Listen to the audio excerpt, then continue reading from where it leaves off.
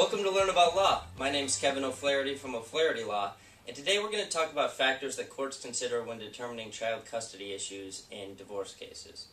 So when a court has to decide which parent is going to be the custodial parent and what rights the other parent is going to have, including visitation rights and how the visitation schedule is going to work, the court uses a single test, and that's the best interest of the child test. So courts are going to look to see what living situation, based on all of the facts before them, is going to be in the best interest of the child. And the Illinois Marriage and Dissolution of Marriage Act, the IMDMA, lays out several factors that courts are instructed to take a look at. So we're going to go over some of those. There's also some case law, because courts are allowed to look at all of the facts and any factors that they find relevant in making this determination. And there's some case law that lays out some other factors that courts will typically consider. So let's start with the statutory factors laid out by the IMDMA.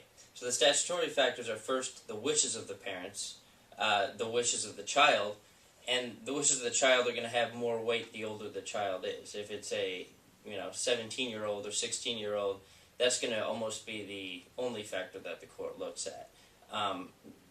Obviously, if there's a terrible situation and the child is making a choice that's not in their best interest, the court does have the power to go against the wishes of the child, but the older the child is, the more weight that carries. The interactions and relationships between the parents and the child. So the courts will actually look at the interrelationships between family members and how those relationships have historically worked in determining where the child should live. The child's adjustment to his or her home, school, and community. So if the child has been living in the same area for a long time and has lots of friends in that area and has been going to school in the same area for a while, the court is going to try to avoid uprooting the child for the sake of having them live with the other parent. The mental and physical health of both the parents and the child. So if one of the parents is mentally ill or physically ill and unable to care for the child, that's certainly going to play into custody issues. And if it's a real mental illness, say one of the parents is psychotic and has been diagnosed that way, then the court's not going to want them to even have visitation rights.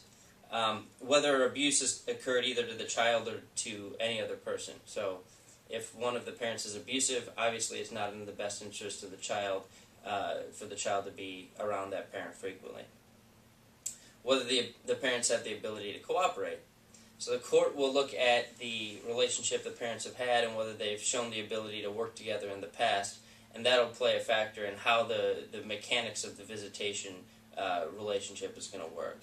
The living situation of the parents. So the court's going to look at, if one parent is in an apartment and the other is in a really nice house in a nice neighborhood while the other one is in a terrible neighborhood, that will play a role in the court's determination on where the child is going to live, because they don't just look at the relationships between the parties, but they look at what overall is going to be in the best interest of the child for their overall well-being. So, school districts might play a role in that too. Whether either of the parents is a sex offender, this seems pretty obvious. If one of the parents is a sex offender, they're going to have much less of a chance of getting visitation rights to their child. So those are the statutory factors that the IMDMA lays out that the court is required to look at.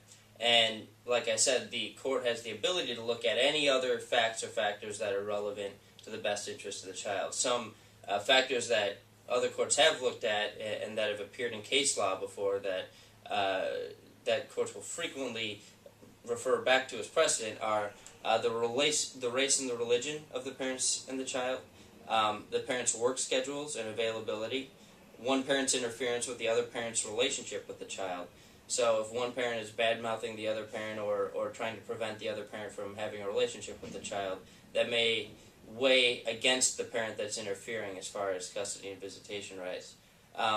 Whether one parent has made false allegations of abuse. So obviously divorce and custody cases can get pretty messy and ugly, and if one parent is lying to the court about what the other parent has done to the child, that's going to weigh against them in the custody battle. Whether either parent is living with someone of the opposite sex. So this may seem a little arcane, but it's a negative factor if one of the parents has a live-in boyfriend or girlfriend as far as the child's living situation. So that may weigh against them if they're living with their boyfriend or girlfriend. Parents' substance abuse. This seems pretty obvious. If one of the parents is a drug addict or an alcoholic, that will obviously weigh against them in child custody and visitation issues. And whether the parent seeking custody is a natural parent. So it does make a difference whether the parent is an adoptive parent. If one parent is an adoptive parent and the other is a natural parent, that'll play pretty heavily in custody issues. So the thing I want you to remember is that the best interest of the child test is a fact-specific inquiry. So what that means is that none of these factors is set in stone. Every case is different, and the courts don't really look too hard at precedent from previous cases to bind them to their determination. They have wide discretion to assess the facts of each individual case to find out what that court thinks is the best way for the child to have a life going forward, and they can be as creative as they want in setting up the visitation and custody schedules. So if you have any questions, you can call our firm at 630-324-6666 to schedule an initial consultation. We do a lot of family law here, and we can certainly help with this. If you'd like to see more video blogs or listen to more podcasts or read articles on this topic or any other area of law, we practice most areas of law, and we've done articles on all of them. You can go to learn-about-law.com. You can also check out the other podcast I do for business owners called SeizeYourBusiness.com. Thanks so much for listening.